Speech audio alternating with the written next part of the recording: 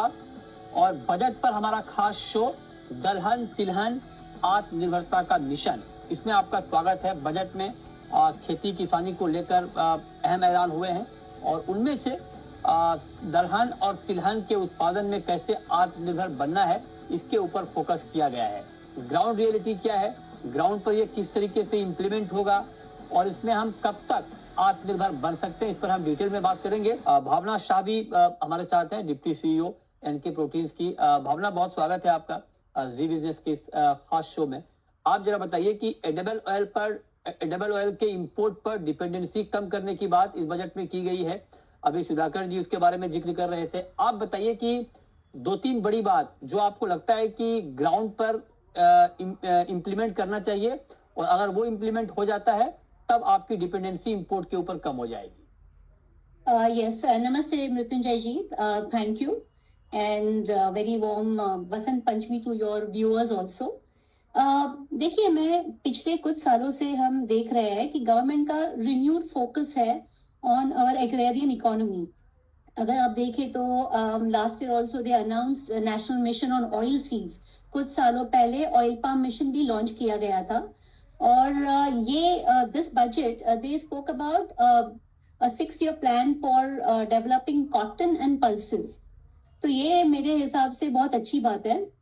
अगर आप देखें तो thanks to very high palm oil prices कि domestic oils and domestic oil seed पे फोकस बढ़ रहा है। सो ये मुझे डेफिनेटली एक बहुत पॉजिटिव मूव लग रहा है। दूसरा देखिए, अगर पल्सेस में भी लास्ट ईयर कुछ रिपोर्ट में पढ़ रही थी, रफली अबाउट $5 बिलियन हमने इंपोर्ट पे स्पेंड किए। तो अगर गवर्नमेंट ऐसे इम्पोर्टेंट मैंडेट्स अगर डिक्लेयर करती है तो I think that will be very helpful for our domestic cultivation as well as for our country. और देखिए, कॉटन भी it's a long term plan, overnight तो कुछ होना नहीं है। अभी ऑयल पाम का भी हमने देखा तो उसका जेस्टेशन पीरियड इज रफली अबाउट 4 years। तो उसके रिजल्ट्स, एक्चुअल रिजल्ट्स हमें अभी देखने मिलेंगे शायद। सो पॉलिसीज अच्छी है, I am sure much more could be done, but ये जो agri infra cess and all this is coming up, infrastructure पे जो गवर्नमेंट स्पेंड कर रही है, ये I think is very important. And इसमें more important is how we implement it.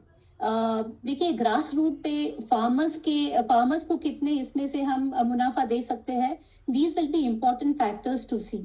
Okay, ये बहुत जरूरी है कि ग्राउंड पर इम्प्लीमेंटेशन किस तरीके से होता है वो ज्यादा इंपॉर्टेंट है रादर देन अनाउंसमेंट। क्योंकि आपने पाम के ऊपर बड़ा लंबा काम किया, मैं आपसे पाम पे सवाल पूछना चाहता हूँ। इंडिया का अपना पाम ऑयल प्रोडक्शन का मिशन भी है और चूंकि हम सबसे लार्जेस्ट इंपोर्टर है पाम ऑयल का, हम बहुत बड़ी मात्रा में पाम का इंपोर्ट करते हैं, खेती भी हमने शुरू की है। पाम कल्टीवेशन में, पाम प्रोडक्शन में हमारे पास कितना पोटेंशियल है और उस पोटेंशियल को कैसे ग्रैब किया जाए, और अगर उसको हम ग्रैब करते हैं तो उसका कितना कंट्रीब्यूशन होगा इंपोर्ट डिपेंडेंसी कम करने में। Yes, good question Mrityunjay ji.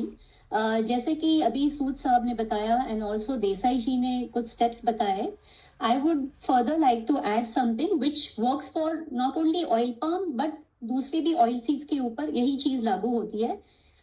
See, besides the dynamic duty slab system and various suggestions given by IVPA, I would like to add कि हमें एक multi-faceted approach करनी चाहिए, which is like diversification of cultivation area, not just oil seed but area भी हमें diversify करना चाहिए, जो कि non productive lands है या जो area जिसमें हम कुछ खास नहीं उपज कर रहे हैं। So we should look at that area and focus is not only on production, focus should also be on land optimization। अभी ऑयल पाम भी जो हमारी ईल्ड है, कुछ पॉकेट्स में we are getting the same yield like Malaysia and other developing exporting countries, but हमें same yield नहीं मिल रही है। So that is one, we have to find not only about good oil seeds but also the land optimization should be focus. Exactly. दूसरा है कि enhancement of processing infrastructure. देखो, everything goes hand in hand. अगर आप, मैं in fact कई बार कह चुकी हूँ पहले भी कि we should look at this whole, take a case study of either Malaysia और वन ऑफ दोस कंट्रीज कि उन्होंने सिर्फ ऑयल पाम कल्टीवेशन शुरू नहीं किया था। When they announced, I think if 1970s में देखो, तो मलेशिया का production was barely 2-3 lakh tons of oil, Hmm. and today they're roughly about 19-20 million tons. Right, तो राइट, ये ऐसा नहीं था कि फर्स्ट ऑफ ऑल गवर्नमेंट ने इतनी फैंटास्टिक बिल्कुल, पॉलिसीज की कि बिल्कुल। Private sector was also enticed to it. Right, So besides processing, extension services, हाँ, तुम्हें public partnership, public private partnership भी एनकरेज करनी चाहिए. बिल्कुल, ये बहुत जरूरी है। पीपीआई मॉडल की जो बात आपने कही, ये बहुत जरूरी है। अगर आप वाकई ग्राउंड पर बहुत इफेक्टिव इंप्लीमेंटेशन चाहते हैं तो पीपीआई मॉडल पे काम करना भी जरूरी होगा।